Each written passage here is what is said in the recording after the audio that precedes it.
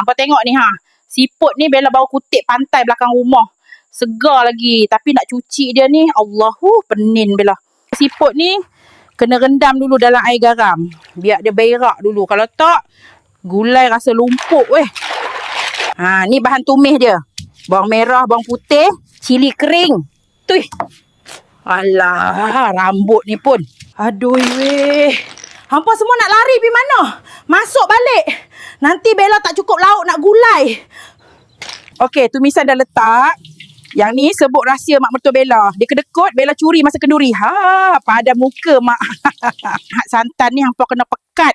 Bau gulai tu naik lemak. Jangan duk bau santan kotak pula. Memang tak layan lah rasa dia nanti tu. Hampa nak rasa manis siput tu.